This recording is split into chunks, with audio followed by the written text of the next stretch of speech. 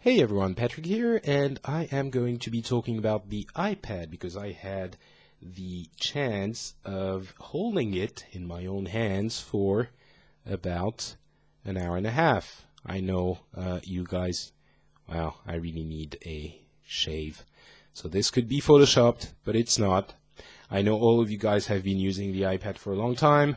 Well, for a week, but it's not out in France yet, and I was lucky enough to have a follower on Twitter offer me to play with it for an hour and a half, so thank you, LSFR, very much. And I don't know, I know everyone has been doing their reviews of the iPad. I hope I will have a couple of things to say that will be interesting to the people who have watched 1,000 reviews already.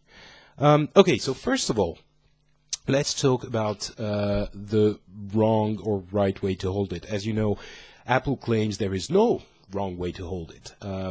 Most people say there are wrong ways to hold it.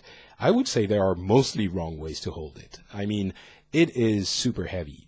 A pound and a half, 750 grams, might seem like not too much, but it's so dense, thin, and slippery that when I hold it like that, you have to really press it with your thumb for it not to slip away, and it takes its toll. Now, obviously, for 30 seconds, it's not going to be annoying, but when you hold it like this for 10 minutes, your thumb starts to get tired, or at least mine did. Maybe other people have super extra strong thumbs, or I have a super weakling thumb, but the little bastard was getting away. I'm talking about the iPad now. So that was I was a little bit uncomfortable with the device at first. For the first half an hour, I held it like this, and it was cool, using it with the touchscreen and all of that, but I was feeling that my relationship with the device was not going so well. Then I put it down on the table with a little thing on the back to put it at an angle, and it really started getting better. You get into that sort of Minority Report thing because you have that very reasonably sized screen which you can touch with both hands and all 10 fingers, even though it doesn't do much for now, touching it with 10 fingers, but you really can interact with your hands with this thing on the whole surface of it. And that puts it at it's a different relationship you have with the user interface. It's sort of obvious, but it really started showing for me at that point. And I started noticing things like the screen is obviously incredibly beautiful. Everyone has been saying that, and we were outside in a bright day. The sun was not shining directly on the screen, on the device, but it was still, a pretty bright day, and I was afraid it would the screen wouldn't be bright enough that I would see in that light, but it was no problem at all. So that was really nice. For example, we were watching, photojournalist pictures, and I don't know why, but when you look at them on your computer, you have a different approach to them.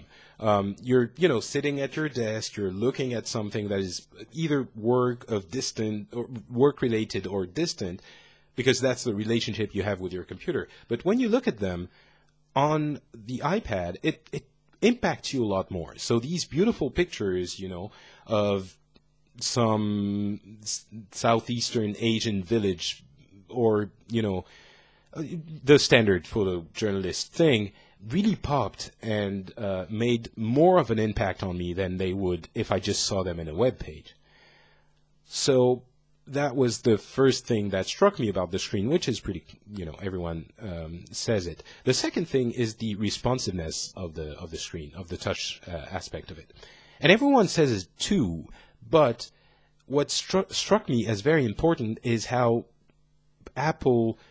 Okay, if the phone market is any indication of what will happen on the tablet market, it's very possible that however much Apple cares about the responsiveness of their screen, the other manufacturers might not. So, for example, Apple puts a screen that has a 0.1 or 0.2 seconds responsiveness.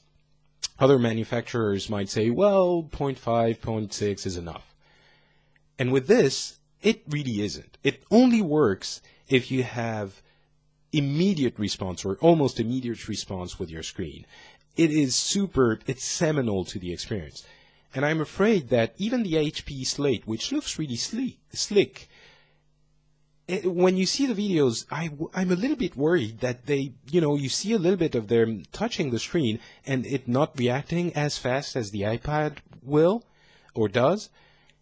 And that can really make or break a device, I'm afraid. So we might have a few devices where manufacturers want to save a few bucks and use a lower quality screen on the responsiveness side, and that's really going to make the device, in my opinion, a lot less appealing. The other thing I also noticed is the keyboard. In portrait mode, it's okay. It's very useful. In landscape mode, it's extremely useful. I was using it very naturally from the beginning without even, having to get used to it. So if I get used to it, I'm sure it's going to be even better. But immediately, I was typing away with I was really worried that a touchscreen would be less comfortable to use than a real screen. Now, it is a little bit less, but nowhere near the iPhone. It seems obvious, but it wasn't certain. And I really started typing away immediately, no problem. I'm sure I will be very comfortable typing reasonably sized emails with this. Maybe not, complete, a dissertation you have to write, but an email definitely. So all in all, it really is going to play on the apps, right? Reading is pretty cool on this. Video is awesome. But it's sort of a blank slate, and the apps are going to determine whether or not it works. So before I got to play with it, I was sort of, hyped, buzzed, reality distortion fielded, all of that, and I was like, holy crap, I want one, I really want one. I didn't really know why, but I did. Now, I'm, natural reaction, I get to play with it, I'm off the hype, off the buzz, and I would qualify my my reaction now, my expectation towards the device, as cautious optimism. Now, a lot of people have played with it for a week and have a very more experience with it. So I don't want to claim that my reaction is going to stay like this. It might be that if I can play with it for longer, it actually integrates my life and I get use cases for it. And it's going to come out in France in 2 or 3 weeks, and maybe by then I'll be hyped up again.